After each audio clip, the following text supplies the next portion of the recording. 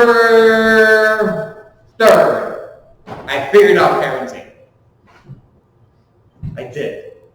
See, when I became a parent, they told me babies cry. That's all they said. But they didn't say what to do when babies cry. So I just assumed when a baby cries, you do something. October 3rd, roughly, I learned that is not always the case. I know I told you guys before, big difference, pre and post sleep training. But sleep training, I did check in every so often, but eventually it just became the cry it out method. Which means every time your baby cries, you don't always have to do anything. Sometimes when your baby cries, you can't do nothing, apparently. I mean, you guys know that, right? Because we wouldn't have finished the sermon in the last few months if I had to stop and do something. Sometimes I don't do anything when Ivy cries. Of course, I think it's different for a lot of moms. Moms don't have the ability to do nothing when their baby cries. Or so I hear from Hannah, that it has a physiological effect on Hannah when she hears Ivy cry. She can't just do nothing. And so, when I hear an outcry, I do something. Most of the time. When Hannah hears an outcry, she does something every time. Today, what we explore is what happens when God hears an outcry. What does God do? And so we've got one slide, 2.5 verses. This is our whole morning, and it's going to take us much longer than a normal sermon would. Hopefully not. So I preached this last week at Anchor, and I went long. So I'm hoping, I didn't mean to, some of our hymns were a little longer today, so I'm going to try to speed us along, but I'm going to need your help here. I'm going to really need you guys to focus, stay awake, pay attention, because we're going to cover several stories you're familiar with, but we're going to look for some patterns throughout to help us understand better what's going on in this story. So we start off with Jonah 1 through 3, and the word of the Lord came to Jonah, the son of Amittai, saying, "Arise, go to Nineveh, the great city, and cry against it, for their wickedness has come up before me." But Jonah rose up to flee to Tarshish from the presence of the Lord. I'm assuming there are people here in this room who have heard of Jonah, who know about the story of Jonah and the big fish, the combined fish and whale. But man, is there so much here in just 4 pages of the Bible, and I hope in the next few weeks we're going to discover things you never knew was in the story of Jonah, and you're going to be challenged in new ways and find new joy in this story. And so what we're going to do is we're going to zero in on a few things in this story. Today is just these 3 verses. And in particular, we're talking about the cry. It's this idea of there's a cry against it, and there's wickedness that has come up to me. So we're describing an outcry that makes it to the ears of God. And that is a theme throughout the Bible. The first time we see an outcry, or rather the first time we hear an outcry in the Bible, I'm sure some of you guys know it. It's between a couple brothers. It wasn't him actually crying, it was his blood. So Cain kills Abel, and God goes up to Cain and says, "Where's your brother?" He says, "Am I my brother's keeper?" And God says, "Well, let me just tell it to you straight. The blood of your brother has cried out from the ground." What a word to injustice. What a crazy picture of what we humans do to each other. The cry of your brother's blood, someone you were responsible for, rose up to God from the ground. What does God do? Well, God punishes Cain. He exiles Cain. So the brothers, or their parents were exiled out of the garden. Cain is now exiled out of the actual region of Eden. So now he's really out of Eden. He says, you're going to leave Eden. And Cain says, but they're going to kill me out there. Of course, makes us wonder, who's out there? I thought you guys were the only ones around. Apparently, there's some people who are going to kill Cain. And God says, don't worry about it. I'm going to put a sign on you that's going to protect you. Yes or no? Did Cain trust God and his sign? Yes or no? No, he didn't. What did he do instead? Instead of trusting God, he built what? He built a city. A city. This is the first city in the Bible. What's Nineveh? Nineveh is a great city. Cities in the Bible aren't always very good. And so the first city, we know that the city was built to protect Cain, because in the ancient world, when you thought of a city, you thought of the security that came from an enclosed place to live. When you thought of the city, you thought of the wall of the city. So Cain builds this city to protect himself. He doesn't trust God, even though God showed him mercy. Isn't that crazy? Do you know later God's going to tell Noah that if somebody kills a person, you should kill them? Capital punishment? But God doesn't listen to his own advice. And how does that go for humanity? Well, he builds a city. A couple generations down the line, we get Lamech. Lamech prides himself on his violence. Cain might have been a bit ashamed of killing his brother, but Lamech comes around and he says, man, if God showed Cain mercy, he's going to show me so much more. He says, if somebody just looks at me wrong, he's out. Kind of mafia boss kind of guy Lamech was. He was proud. He bragged about his violence, Lamech did. So now this city that Cain built is becoming a city of blood. And the blood of Cain's brother is now crying out multiple ways. Generation after generation. How much more blood is crying out to God because of the violence of Lamech? It's this picture now of cities built on the violence of the innocent. Not so good. We get another cry that makes it up to God in the days of Noah. Strange, strange story. We get the sons of God and the daughters of men having relations, having babies, which now in our minds, I don't really understand it very well, but it's like part spiritual being, part human. We call them the Nephilim.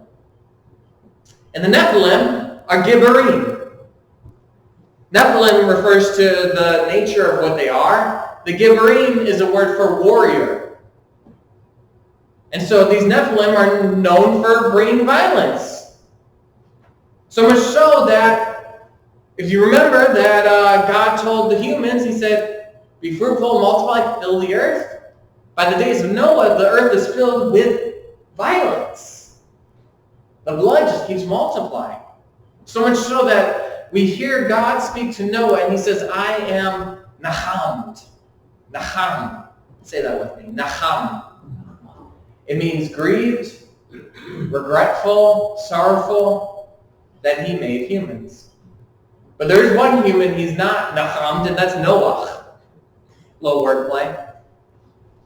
And so he calls Noah to build a boat.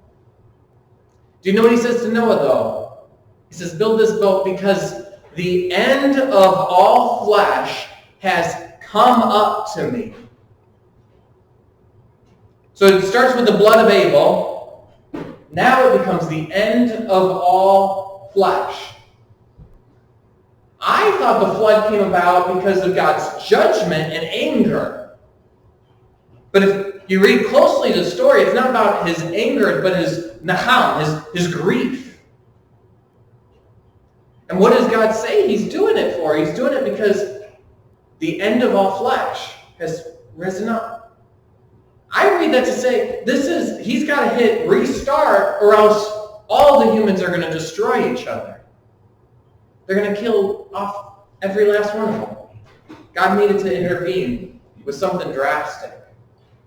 And so, because every intention of man was evil, was wrong, was bad, he brings this flood. Well, what happens? The flood comes down, the waters recede, they land on a mountain, Noah gets off. First thing he does, do you know what's the first thing Noah does when he gets off the boat? He builds an altar. He makes a sacrifice. Just like Cain and Abel made sacrifices to God, now Noah makes a sacrifice. We don't have the law yet, we don't have Moses yet, we don't have Leviticus yet to know about sacrifices, but Noah knows to make a sacrifice.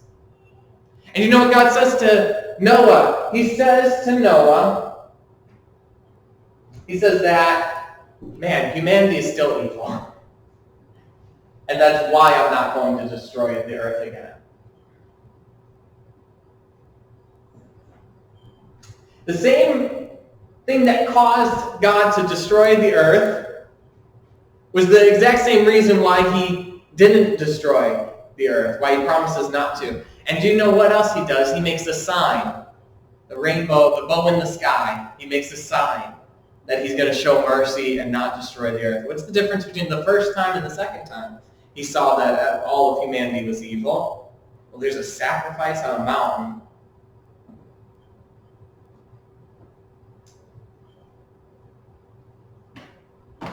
God realizes if he's going to work with humans, he's going to need to show mercy. This plan of working with humans, he's going to need to do something. And so he brings mercy again. Third time. So we've got Abel, we've got Noah, and we got Abraham. Abraham, there's a cry that goes up to God. If you remember the story of Abraham, he gets sent to the promised land with his nephew, Lot. Not that Lot was sent, but that he tagged along. And at one point, there was a division, and Lot went one way, Abraham went another. Lot settles in Sodom. Was Sodom a good city or bad city?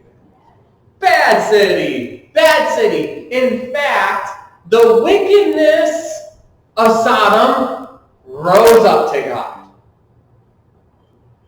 God has a conversation with Abraham.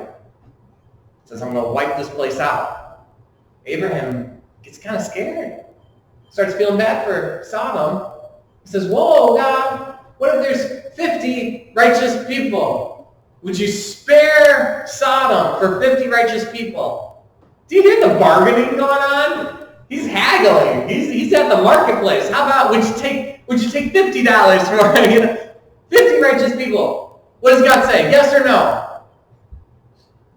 He says, yeah, I'll spare Sodom for 50 righteous people. Abraham says, forgive me. What about 45? God says, 45? I'll spare Sodom. 40? Yes. What's missing in this negotiating? What does the Bible picture God as? God is a terrible negotiator. He goes, 30, yes. 20, yes. What about 10 people? We can only find 10 righteous people. He says yes. He says, what about 5? No, he doesn't. Abraham stops while he's ahead. Abraham assumes 10 is as far as God's going to go. God doesn't stop the negotiating. It's as if God invites the negotiating. What is God doing? God is inviting Abraham to see just how merciful he is. My guess, God would have stopped at one righteous person. And that's kind of the story of the gospel, isn't it? We're all saved through one righteous person. What do we learn in this bad negotiating story with Abraham is that God is just way more merciful. than even our human imagination can comprehend. He's going to look for any reason to show kindness and forgiveness and grace and restore even the worst of us. One more story. In the days of Moses, so we got Abel, we've got Noah, we've got Abraham. Now let's talk about Moses. Moses, we get an outcry. First happens when he becomes an adult and he rescues Israel. I don't want to talk about that one. What I want to talk about is later the outcry that comes from what Israel is doing. So Israel gets rescued out of Egypt. They make it to Sinai. They have this wedding ceremony between them and God. They enter into covenant with God. God says, I just need you to do a few things. First off, no idols. On their wedding night, golden calf. And so what we read is that singing rises up that mountain. Singing rises up. Joshua's like, I don't know what that is I hear. Is that like, that's not war. What is it? Singing. The worship of golden calf. Do you know God says to Moses, he says, I'm wiping them out. I'm done with them. I'll start over with you. I've done it before. Moses says, you can't do that. Think about what the Egyptians would think of you. Moses says, take me. Don't spare them. Take my life. On a mountain, one person offers his life as an intercessor, as a mediator between the people and God. That sounds a little like what Jesus does. But God says, don't worry about it, Moses. And you know what he does? God nahams. He nahams from his anger. Same exact word that he felt when he brought the flood. He now nahams and doesn't bring the flood. Doesn't bring disaster. He shows mercy. You know, I was going to title this Irresistible Mercy. I think maybe on the bulletin. What did I title it? What did I title this? I think the first time was Irresistible. Then I changed it. Because really, I think what the message of the Bible is not just irresistible, but irresponsible mercy. What happens when God shows mercy? Well, Cain builds a city and Lamech comes about. And then the gods of, or the sons of God and the daughters of man, and things get really disastrous. What happens when God shows mercy? Man, things don't always work out. And yet God is determined to find a way to show mercy. We know that God is the God of justice, and he will right all wrongs and he'll correct things, but the portrait of God in the Old Testament. I don't know about you, I grew up thinking the Old Testament God was the angry God. But this is the Old Testament God who's looking for every chance to show mercy. He says, I'll do it with 10, okay, fine, if you want to stop with 10, I would have gone more. He's always looking for a chance to show mercy. Are you always looking for a chance to show mercy? Jonah, I believe, knew that about God. So Jonah is interesting. The book of Jonah starts with one little word, sometimes missing from our translations. It's so little, it's just one letter in the Hebrew. In the Hebrew, it's vav, and it's the word and. And sometimes we read it and we're like, who cares? But maybe that little word might be doing a lot. It's saying that Jonah is a part of a much bigger story. It's saying that the book of Jonah is building off this story of God's irresponsible mercy. That word "and" tells us you already know some of the characters, actually. You already know who Jonah is. You already know who God is. You already know who Nineveh is. You know that Nineveh Oh, you've met Nineveh before. Remember Nineveh? You read about Nineveh in Genesis 10. So this is after the flood. After God shows mercy, do you know what happens? There's another Lamech character. His name is Nimrod. Do you know what Nimrod does? Nimrod builds 4 cities. He builds empires. Do you know what empires he builds? He builds the empire of Assyria and Babylon. Do those empires treat Israel well? No. Do you know the capital of Assyria is? Anybody? Nineveh. Do you know in Genesis 10 we read that Nimrod builds these cities? Nimrod, who is also called a Gibberim, by the way, a mighty warrior, building cities off the blood of innocent people. It happened pre-flood, it happened post-flood now. Same thing, these cities of blood are popping up. Nimrod builds it, and Nineveh is called that great city. Same exact phrase. We only get that real phrase here in Jonah and in Genesis 10. What do we know about Nineveh? We know that it was bad from the beginning. It's associated with Babylon. It's a part of Assyria. It's a bad place. Built by Gibberim, Nimrod. What do we know about Nineveh? Well, we get this outside the Bible, but we know from inscriptions that they were like Lamech because they bragged about their violence. Nineveh would brag about skinning people alive and collecting heads at the gates of cities. If there was a city that didn't deserve God's mercy, it'd be Nineveh. Do you know what else we know about Nineveh? We know that they've got their target on Israel. And in 2 Kings 15, Nineveh comes in to destroy Israel. In 2 Kings 15. Do you know where we are introduced to Jonah outside of the book of Jonah? Is 2 Kings 14. Do you know what happens in the book of Jonah?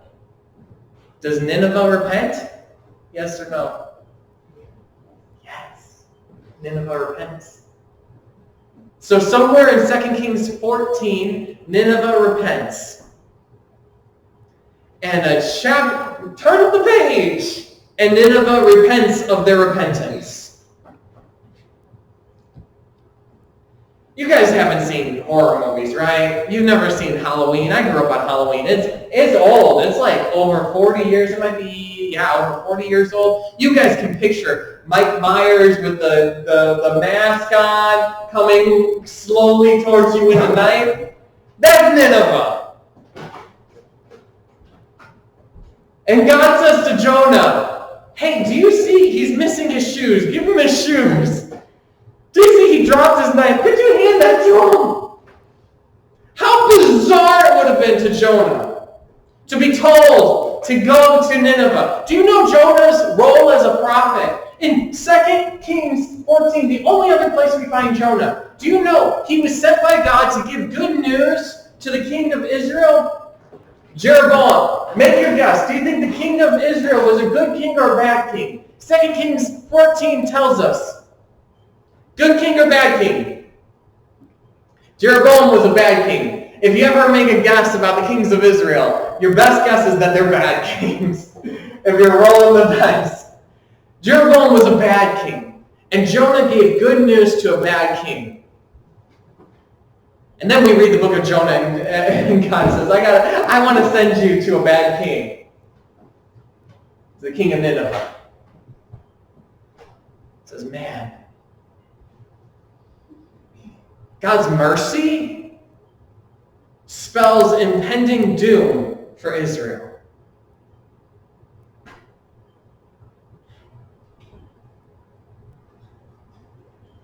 What does it mean that God is irresponsibly merciful.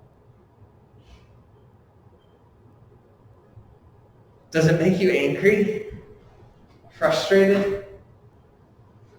I think if you're an oppressed people, it probably should. It did for Jonah.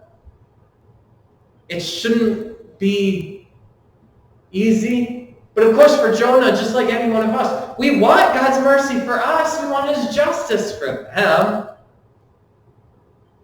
And so embracing the character of God is just this bizarre thing, because on the one hand, we are just deeply, deeply grateful that God, you would show mercy to me. Man, I think of the stupid things I've said, the stupid things I've done. I can think of the last 7 days and reasons why I'm just so grateful that this is the God I serve, that he's a God who's looking for ways to show mercy, who's quick to forgive. And then at the same time, I think of people and I'm like, God, are you going to do something?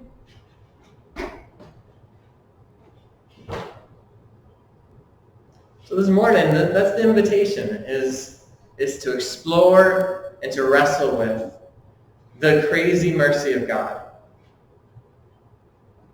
His mercy gets us in trouble sometimes. So for some of you, it might be a matter of embracing that and realizing that the things that keep you ashamed and make you feel just perpetual guilt, or maybe when it comes to time to pray, you can feel a little more free knowing that this is the God you're encountering.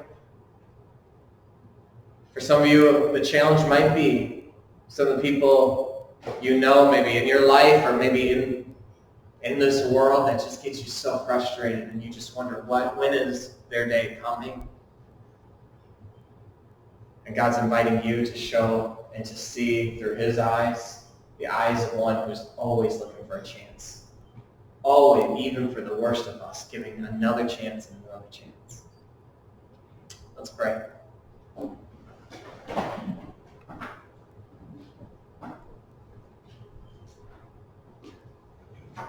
Father, your mercy is a miracle.